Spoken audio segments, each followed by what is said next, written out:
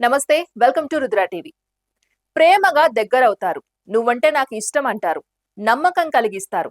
ఆ తర్వాత మతం పేరుతో, ప్రేమ పేరుతో, భావోద్వేగాలతో ఆడుకుంటారు. లొంగకపోతే బెదిరింపులు, వేధింపులు. చివరికి ప్రాణాలు తీసేంత దారుణాలకు పాల్పడుతున్న ఘటనలు సమాజంలో తీవ్ర ఆందోళన కలిగిస్తున్నాయి.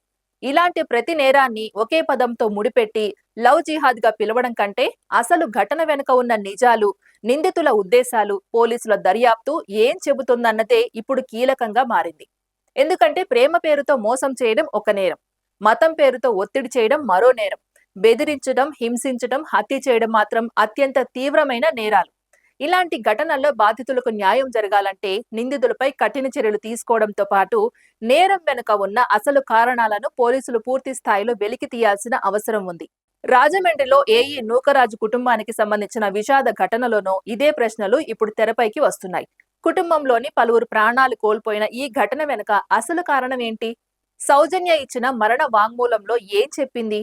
నిందితుడికి మతపరమైన ఉద్దేశం ఉందా, లేక వ్యక్తిగత కక్షలు, కుటుంబ వివాదాలు, ఇతర కారణాలేమైనా ఉన్నాయా అన్నది దర్యాప్తు పూర్తయితేనే స్పష్టమవుతుంది.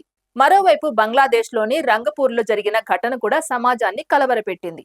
ఇంటి డాబాపై కూర్చుని డ్రగ్స్ తీసుకుంటున్న యువకులను ప్రశ్నించినందుకు ఓ రిటైర్డ్ టీచర్ కుటుంబమే దారుణ దాడికి గురైంది. ఈ ఘటనలో 6 ఏళ్ల చిన్నారి సహా నలుగురు ప్రాణాలు కోల్పోయినట్లు సమాచారం.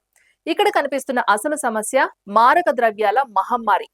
డ్రగ్స్ మత్తులో మనిషి విచక్షణ కోల్పోతే ఎలాంటి దారుణాలు జరుగుతాయో ఈ ఘటన మరోసారి చూపించింది.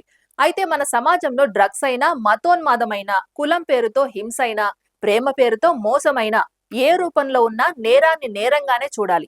ఒక వ్యక్తి చేసిన నేరాన్ని మొత్తం మతానికి ఆపాదించడం సమస్యకు పరిష్కారం కాదు.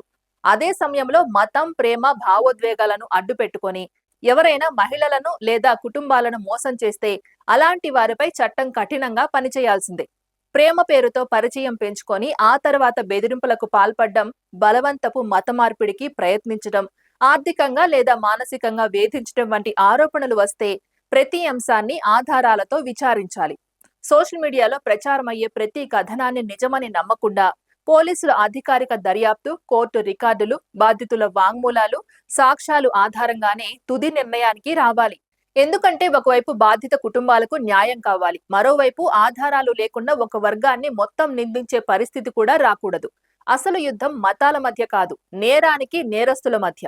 ప్రేమను అడ్డుపెట్టుకుని మోసం చేసే వ్యక్తైనా, మతాన్ని అడ్డుపెట్టుకుని హింసించే వ్యక్తైనా, డ్రగ్స్ మత్తులో ప్రాణాలు తీసే వ్యక్తైనా చట్టం ముందు నిందితుడే.